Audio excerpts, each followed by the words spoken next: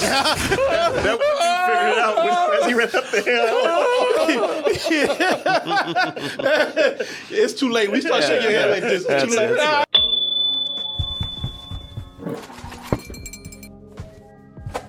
I didn't get a chance to watch all of this, so this is going to be your thing. How far did you get? I got to episode 6. Okay. Yeah, people, we are talking about season 4 of that Vania out there. It decodes as blood Dracula Tepesh. Why the anyone do that? I would have the same expression as him. Would anybody want to do that? I know because we need a show, but I was like, God damn. And that's all anybody wants to do. Yep. In the games. It just seems like anybody who's not the two of them wants to bring Dracula back. I was like, why? Exactly. The first thing he does when he comes back is kill your ass. Yeah. And you're the one that brought him back. I'm going to eat your soul. So, it's been a while since I'd seen Castlevania. I had to do some catching up on this. And I only got to episode 6 because we had so much to do today because watching movies and other shows. I'm going to let you guys pretty much take the conversation. I'm just going to lend my 2 cents to this, and then we'll let the experts handle it over here. But I think with this series, man, I had to go back and watch series 3 to catch up on everything. And I always like to say that, wow, the animation gets better and better. Actually, the animation's been brilliant the whole time. Yeah. The animation is amazing in this, man. The production is incredible. Mm-hmm. The voice work. The voice work. Stellar voice work. Oh, yeah. No, the voice work is outstanding. The action. They had to go in. The animation's already good. I mean, it's because they just look good as still pieces of art. Yeah. But once they had to get into action, I'm blown away about how much work goes into that. And the characters continue to feel like they're fleshing those characters out, even up to this point. I'm just going to say my problem real quick with this, and then I'm going to pass it off to these guys. I think a problem with this series is something that happened ever since they started getting longer. Once you start getting into season 3, maybe even season 2, I think a problem with the series for me is that, when the series gets longer and they keep adding more episodes, I think the pacing is off and even gets a little bit repetitive because every episode has sort of a rhythm. They have a pattern that they do. One, look, every episode makes sure to throw in some big ass creatures in there for them to disembowel or dismember, and there's always plenty of action with plenty of bloody violence, and that always delivers. I love those parts.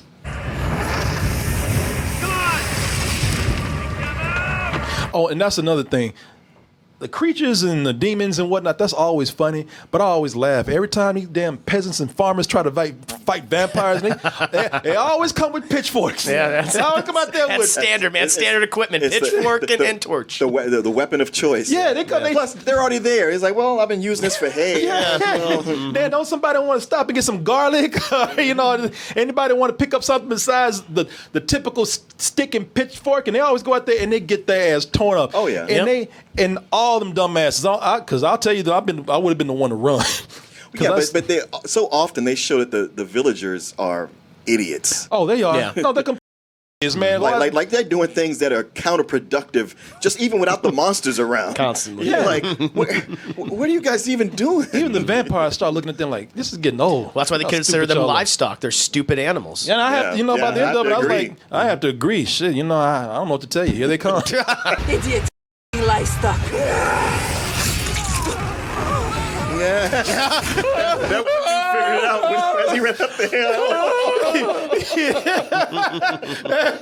It's too late. We start shaking your head like this. It's too late. Oh, no. Take it back. I'll talk about the action, but the animation they put into panic. There's some great expressions. It's amazing. Yeah. The animation they put into expressions before they die. Because you saw that. That one dude, I almost thought, is that real? Because that looks like a real expression right there. No. Oh, God.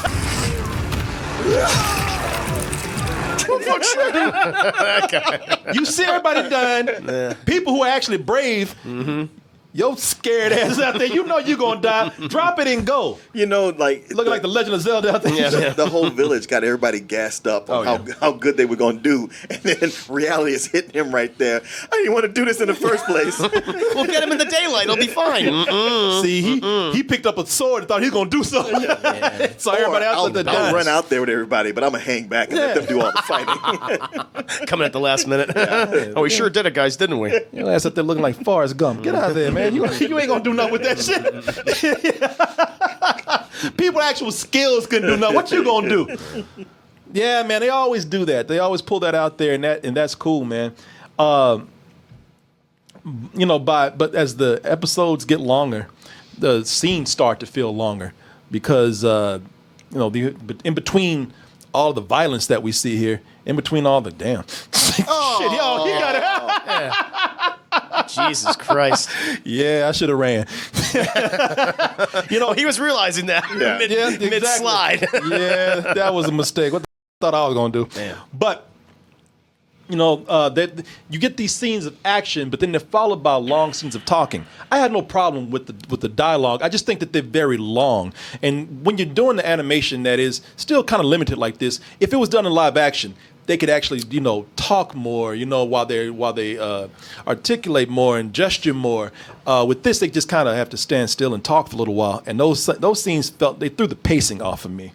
I feel like, because you watched season 3 and part of season 4. Correct. Yeah. So you watched pretty much all of season 3 recently. That's what you did. Yeah. And I felt like that was the biggest issue of season 3, where it had pacing issue. I think that's the weakest season by far. I think there was some great character development in that season, particularly for characters like Isaac. I mean, I think he was the one that came out the best of that. But for that particular season, I agree. There was pacing issues. That's when you saw kind of limitation with the animation, because people just literally having conversation. I mean, it's Warren Ellis, who is known for writing very, very long diatribes even, across all of his works.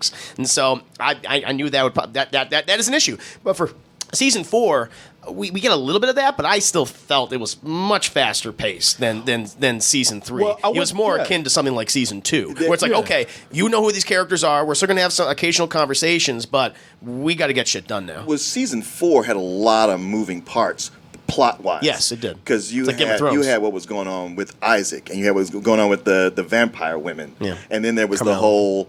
Saint Germain had a whole thing going on, and then there's the whole bringing Dracula back, and then the big battle with the night creatures. So it was like a bunch of big major things happening. Where with season 3, because I had started season 3 and then I'd gotten bored with it, and it stopped halfway through, and then I picked it back up again to get caught up. But once I did, I felt like then season 3 started rolling, so I'm like, okay, now I'm totally with it. Yeah. And one good thing is that season 4 picks up immediately after season 3, to where they even I'm watching it and it skips over to season 4. I didn't even realize, and I was like, they were repeating the same dialogue. I was like, wait, didn't I just watch this episode? I was like, oh, it's the new one, new season. Okay, good. Let's keep the party going. Yeah. No, listen. When I went into season 4, I do think that maybe this is what threw me off, because I'm like, damn, season 4 kind of opened up. Season 4 opened up hard, man. It got very Game of Thrones. Oh, yeah. Well, yes. It opened up. So for those of you who are not keeping up with Castlevania but have any interest at all, this continues to follow a trio of characters who are, what are their names? You know them better. Trevor Belmont. Trevor, Sypha, and Alucard. Yeah. Which is Dracula spelled backwards. Yeah, exactly. And he's Dracula's son. He's Dracula's son, yes. Hey, Dracula had no imagination when it came to naming his kid. Oh, he was dyslexic. He's going to name him Dracula Jr. Yeah.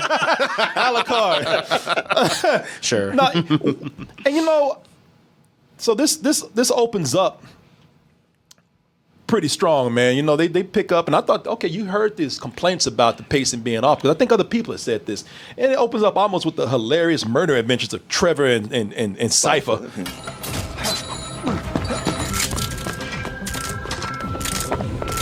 And what I love about that is that they are showing them in these adventures that throwbacks to the game. If you ever played the first openings. Game, yes, the old game when you're fighting the skeletons. Also, it's showing them on their different adventures that they had together. It's showing them going through months of doing these things to the point where it's like, oh shit, we're gonna be a team. Shit, we might even each other at some point, and then it shows you like weeks later, like I'm tired of this shit. Yeah. And I thought, cool, I love that you opened up strong. I love that we're getting into action. I don't mind you slowing down because I can see why they be tired. We got story to do right here. The story being, like I said, the stakes are anteed up here because this is the last season. The big thing is that they're bringing back the biggest, baddest, which is Dracula. Why? Well, for one thing, he's the biggest, baddest, and everybody wants to see that. But also, I think what they've done with these is that I didn't mind them slowing down because I've always thought that they did well with character here. Yeah. There are moments where, man, I think one of my favorite characters that has a really great arc here is Dracula spelled backwards, Alucard. Man, that was a scene, was it season 2 or 3? Alucard broke down crying, and there was no dialogue, there was hardly any sound. And I looked at poor Alucard like, damn, he's breaking my heart right now.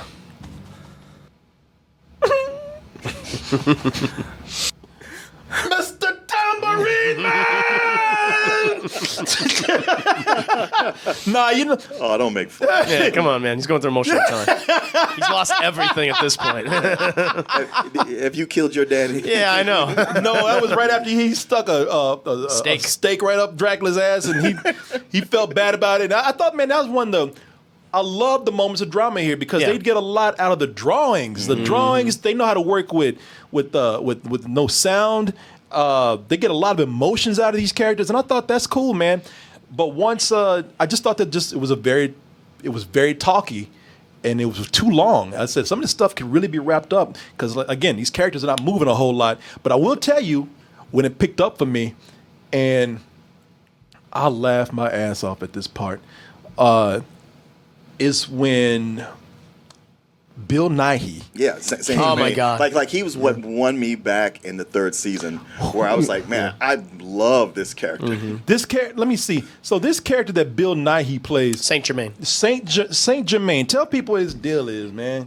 He's kind of like a charlatan, really, where he goes around to various courts and offers his services. He's something different each time, but. In this particular season, and in last season, he's looking for someone. He's using alchemy. He's using all sorts of dark magics to find this person that he really cares about. And he's using his pimp hand. Yes. This shit turned around when Bill Nighy and this character came on.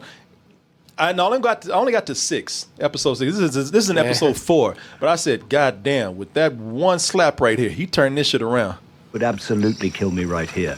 But you cannot enact my plan because you don't have the skills or the wit. Shut up. Pimp head is strong with this shit. Yeah. So that's my magic, bitch. Yeah. So you don't know what happened. He doesn't know. No. He only watched episode 6, the stuff with Carmel and Isaac. Oh yeah. There's other things that happen. Yeah, the worm turns. Baby. Yes, it does. For a lot of people, the worm turns. Yeah.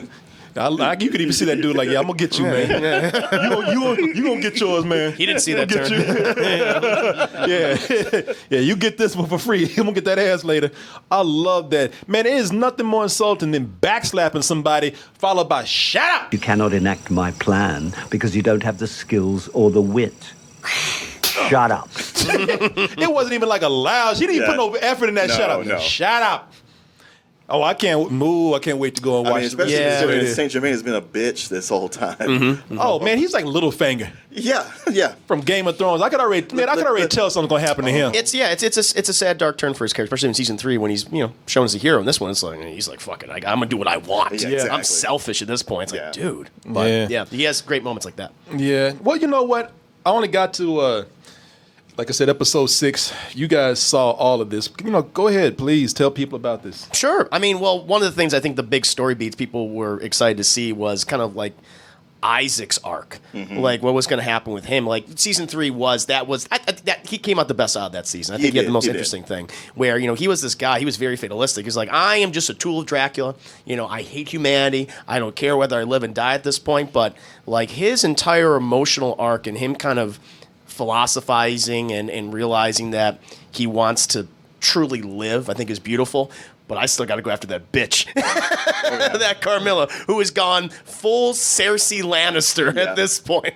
I mean, I love that. And the animation, the episode that you particularly watched, which I think is probably the second best episode of the season, that was some of the most beautiful stuff. But also even the emotional in the episode really, really hit me. Sure. Well, even what was going on with Hector, and I forget his girl's name. Oh, Lenore. Yeah, Lenore.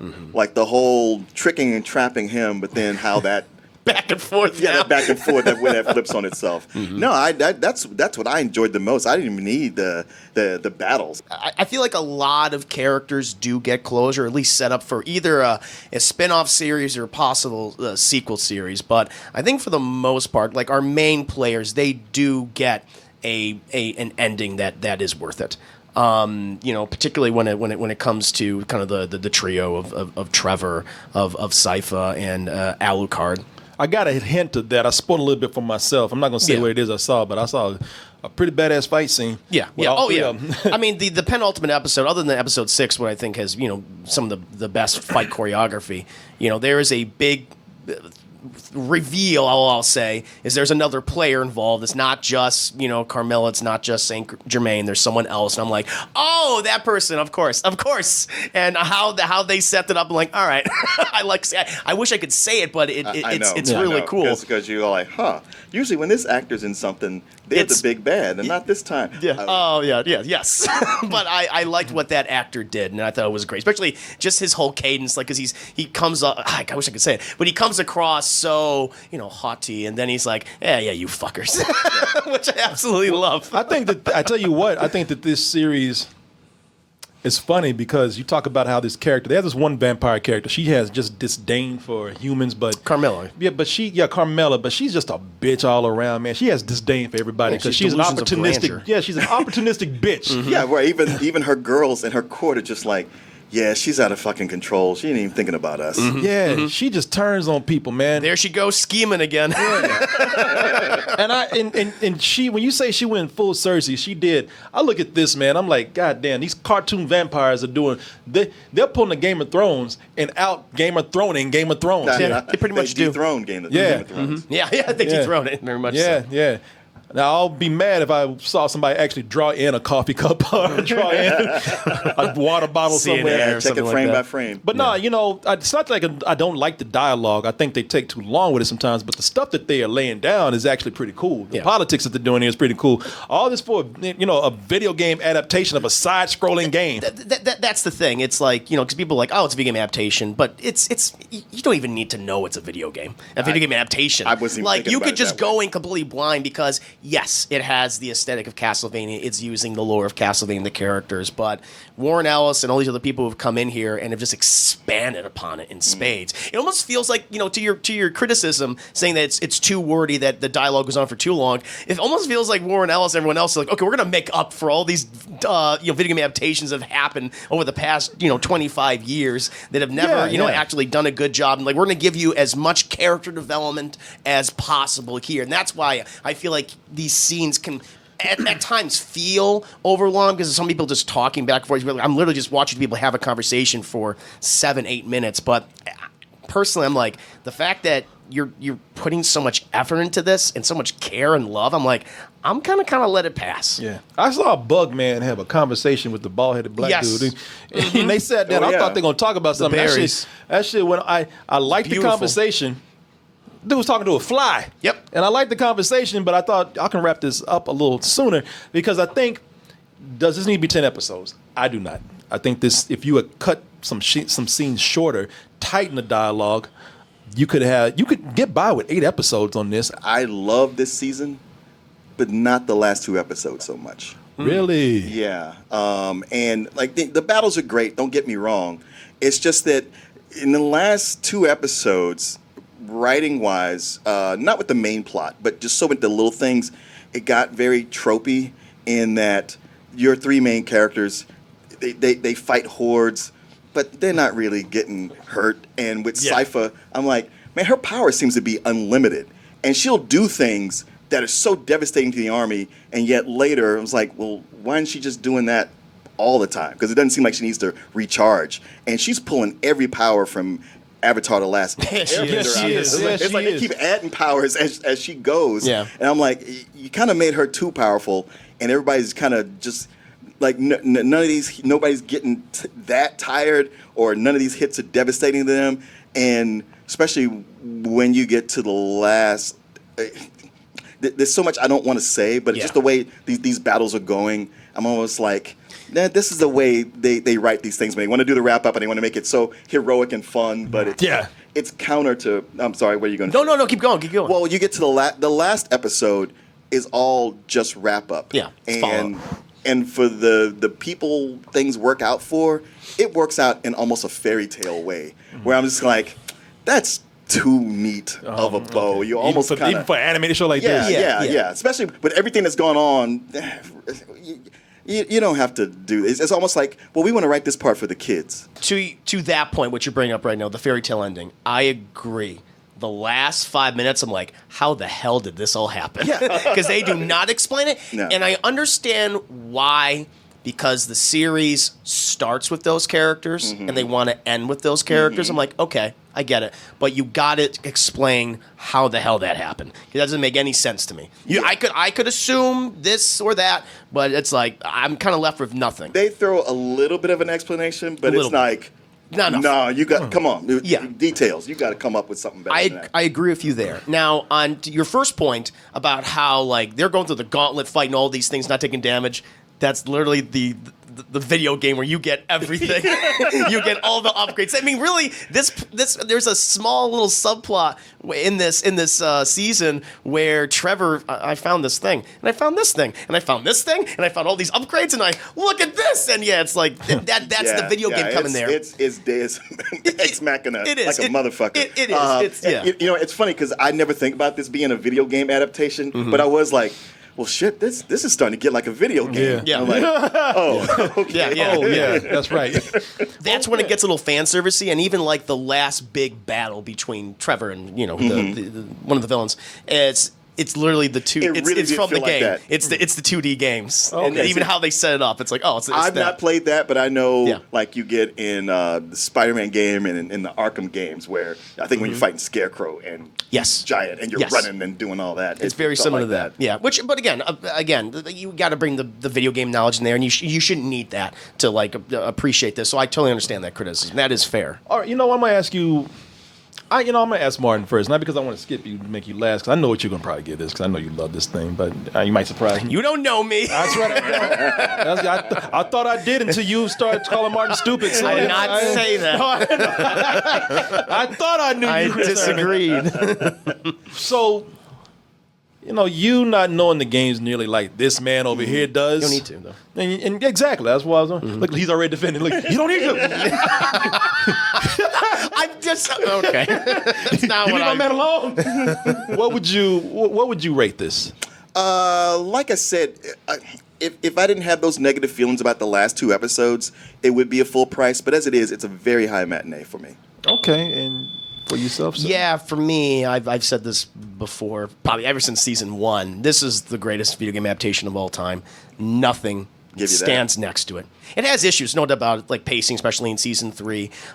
Sometimes the animation is like they kind of go on the cheaper end, or they cut corners. Like fair enough. That I didn't have so much of an issue with the penultimate episode. I really liked it for its video game-ness, if you will, for its its over the top action. It becomes a Michael Bay movie at one point. Yeah. Like people are flying in the air and exploding. Despite all that, absolutely love this series. I cannot wait for the spinoff they're going to do. This is the very definition for me of a high full price. High full price. All right. What spinoff are they doing?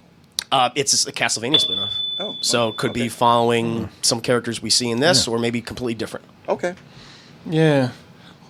I like when you two are arguing better over. I like when you two are talking about love, death, and robots.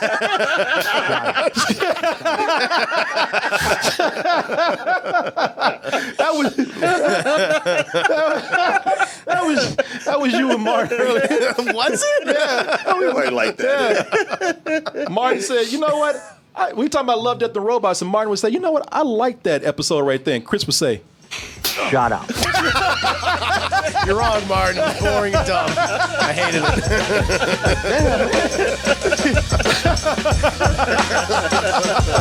it.